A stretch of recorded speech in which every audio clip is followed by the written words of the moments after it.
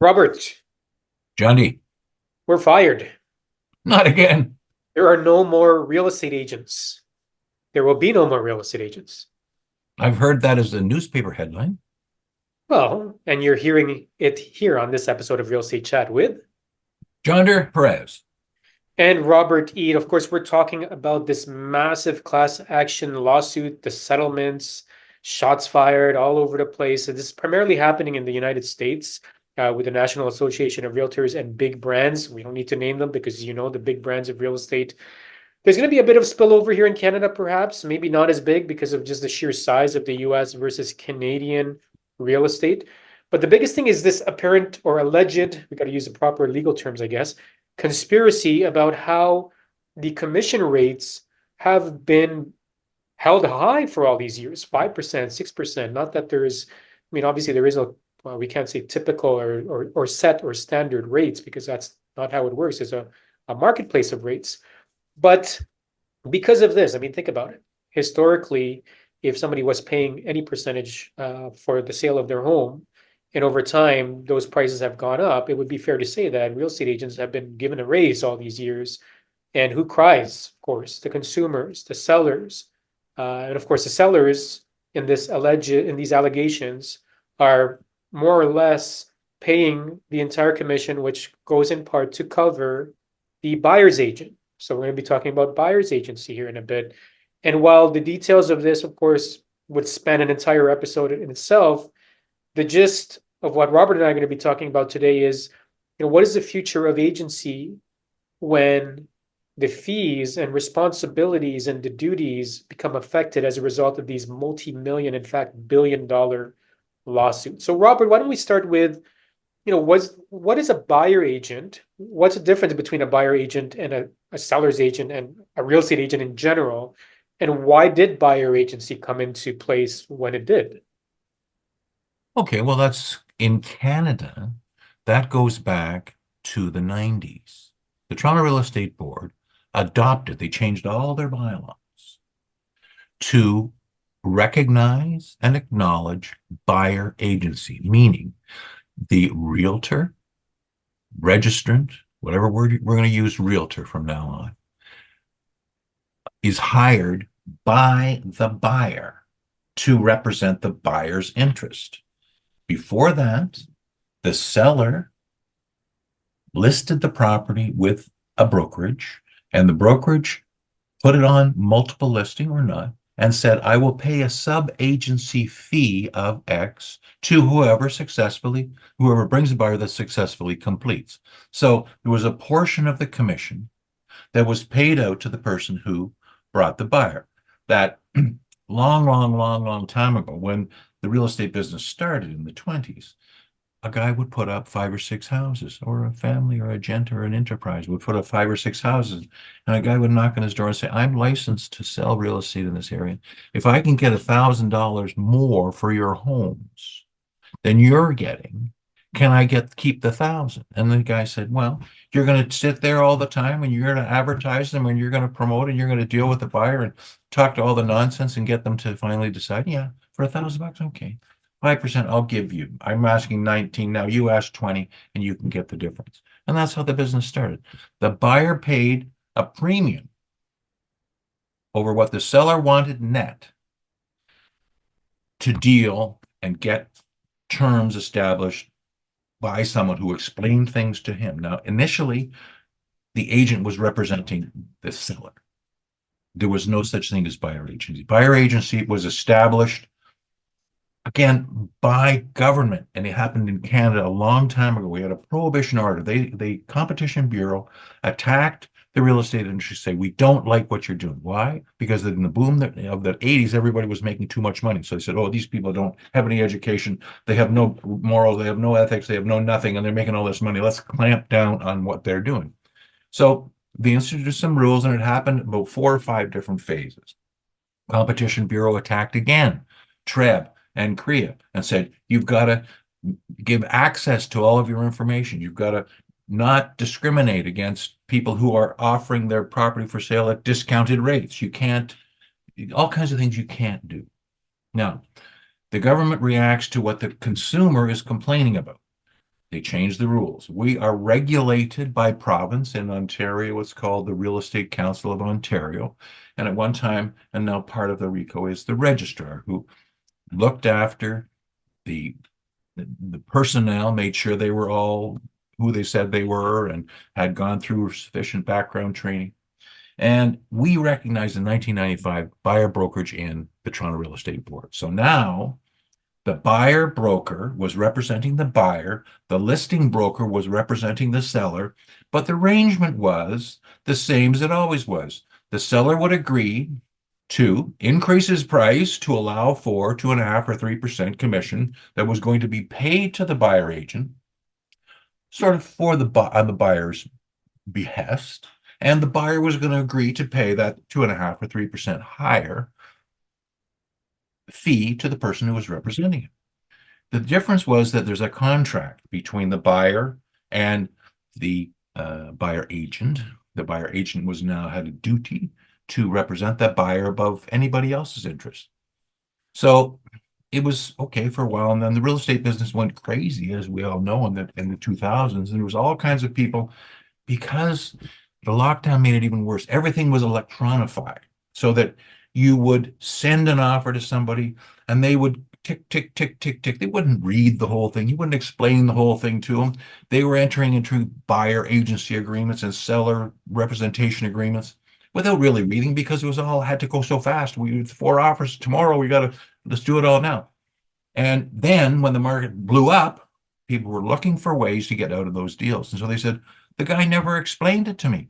The guy was supposed to be my agent, but he didn't do what was in my best interest. So they complained, and sometimes the deals blew up and sometimes they didn't. Sometimes the agent was responsible. But they all made complaints to RICO, the Real Estate Council of Ontario, because now everybody in RICO has errors and omissions insurance. So if it can be proved at the RICO tribunal that you were at fault, someone can get some money from you from the insurance program. So there was a big mess. RICO doesn't want to have this happen. So they changed all the rules effective December 1st last year to make it even more difficult to do something called double ending. Now, double ending is an advantage to someone who has the listing. They have the signboard up front.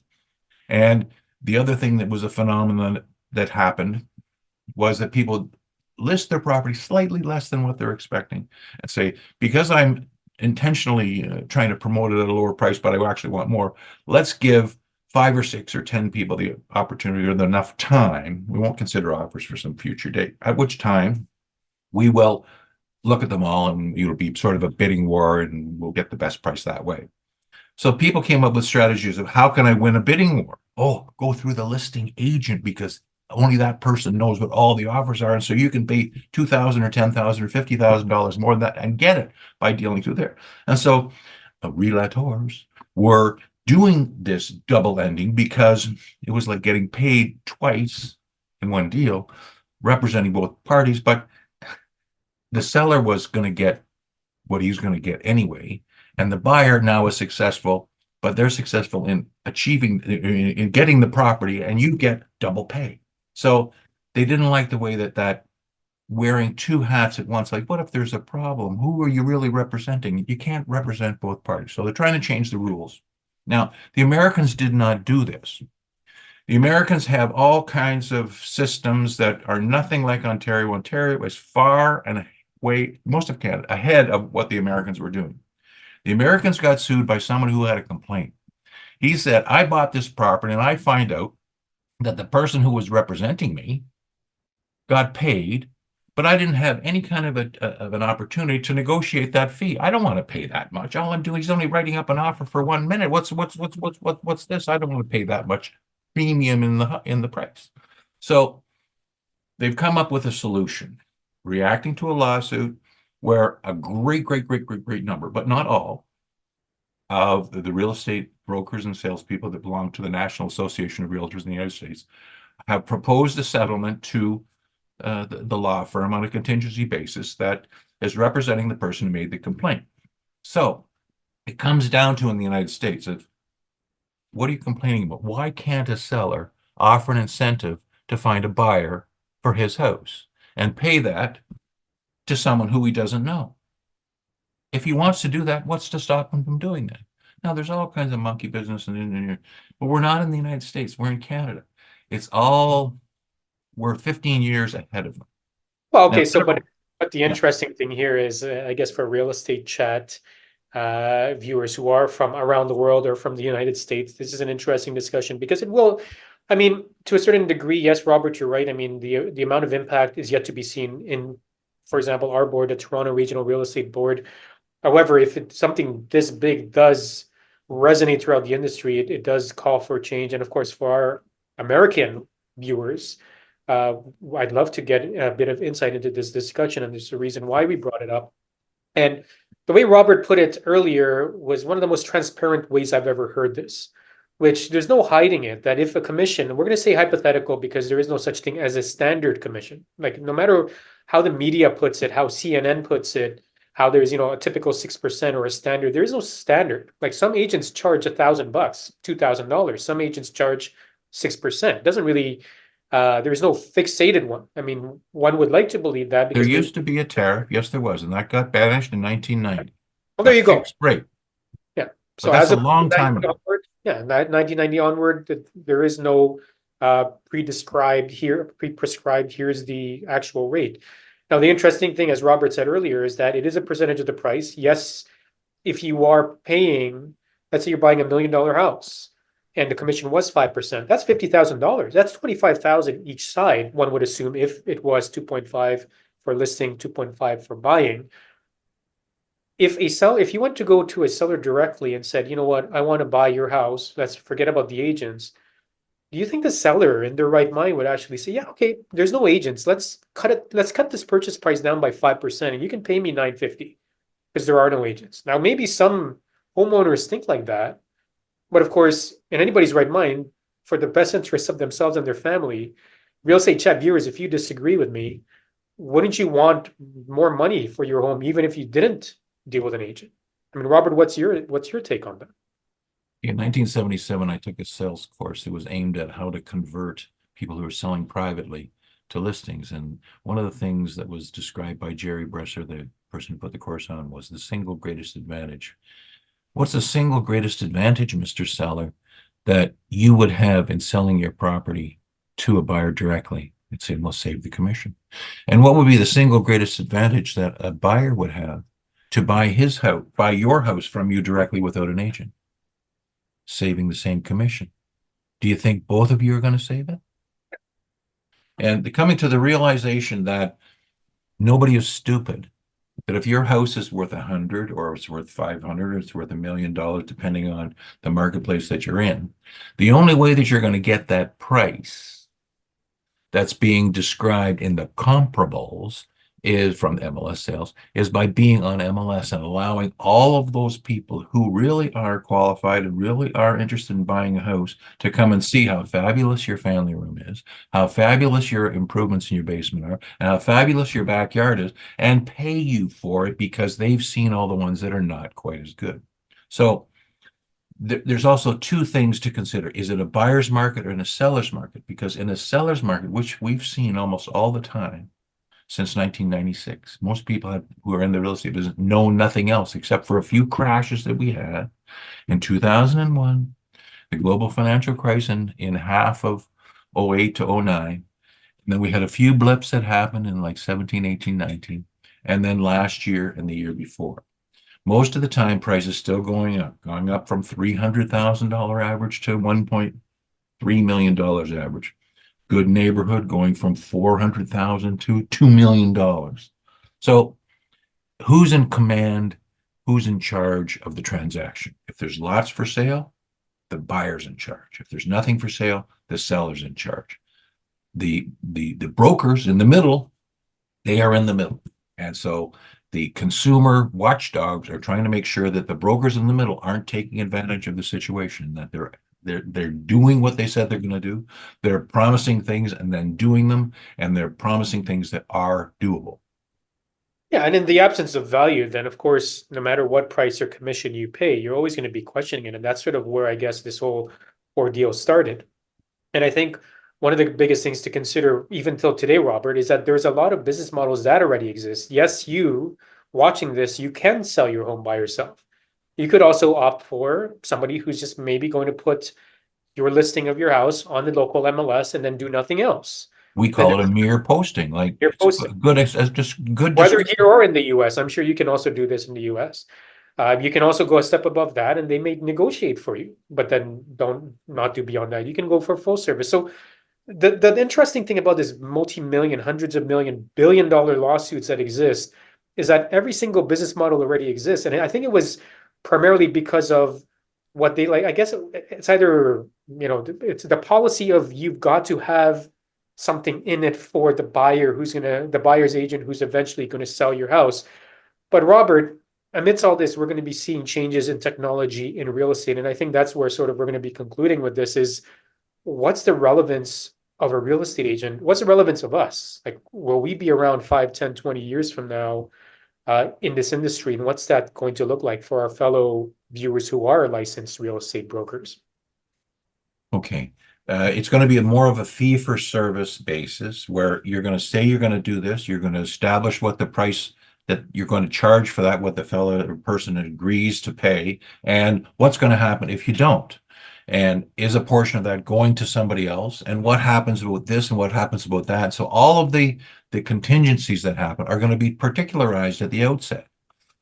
We're also going to see retainers where if you, instead of everything being on spec, where I don't know what this property is going to sell for, I don't know how long it's going to take, but I'm pricing things based on 9 out of 10 my listing selling, and so I'm going to get 9/10 of every commission instead of 100% of everyone. So that's a little bit of a roundabout way of saying it depends on what happens. It depends on, as you say, the business model that you're following. If your business runs on 6 deals a year, then you will do the things that will get you those 6 deals a year. If you need 100 deals a year because you have a team of 40, then you're going to work an entirely different way, and commission becomes something else. You're going to have to provide more service, and you will only be able to charge as much as the market will bear. There is always someone who's willing to do a little bit less than what you're doing for a little bit lower. And some people will choose that if they believe that all real estates are the same, all sales representatives, all brokers, all do the same thing. Then they say, well, one can substitute for the other. It's the unfortunate thing is that's not true. People pick a real estate person because they like them as an individual, they know them, and they've had past history with them, or they like their approach. If there's, got to deal with a stranger, they like their approach. Their approach resonates with them. So it's not about the money. It's about the relationship, and it's about the contract that you agree to in advance and then deliver on. Exactly. So well said for those of you who are real estate chat viewers who are on the, I hate using the word consumer, as you've said that in the past, but you're buying or you're selling real estate or you're investing in real estate, you have choices, right? So make sure you interview the right real estate broker. You ask them what are the services that they offer. In fact, that's one of the things that Tressa, as you said, Robert, is mandating that you have to basically tell the client what services are being offered and what is the price of that service, what is the commission or what is the fee. You have options. You want to sell your house yourself, do it if you know how to do it. You want to buy a house without an agent, you can do that too. I mean, all of these options are available. You want full service so that you don't have to take care of any of these headaches and fall into any contingencies or any issues along the way, then hire a real estate agent, but make sure you know what they're doing, what their services are, and what their prices are. I mean, personally, I believe that with technology and with the number of transactions happening, I do believe that one realtor, one real estate agent, one real estate broker, realtor is being a trademark, real estate broker, a license term, can likely do more transactions. And so we may see, Robert, correct me if I'm wrong, we may see fewer agents, but these agents are doing more transactions because of technology and because of their expertise. And the first real estate agents that are going to be wiped out are the ones not providing value or not providing sufficient service or not looking after their clients as well as they should be. I mean, that's in any And business. who are not providing a return on their time to themselves. They will quit because it's not worth it. It's not the way it used to be. It's not as easy as it used to be. The little scam that they used to work doesn't work anymore. No. They'll go. Yeah. So you know what, real estate chat viewers, if you're a real estate agent, real estate broker, leave in the comments what you think the future of our industry is and what your thoughts about these massive lawsuits are. And for those of you who employ the services of a real estate broker, let us know what your experience has been with them and what your thoughts are. Love to hear from you. Thanks for watching this episode of Real Estate Chat. Take care and bye for now. Next time. See you later.